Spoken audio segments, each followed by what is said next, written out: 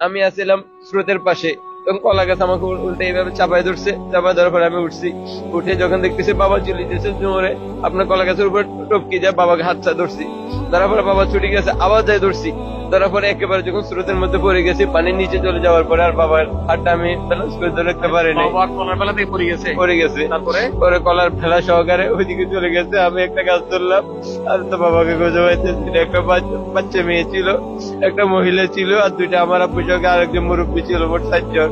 এরা ওইদিকে স্রোতের দিকে চলে গেছে।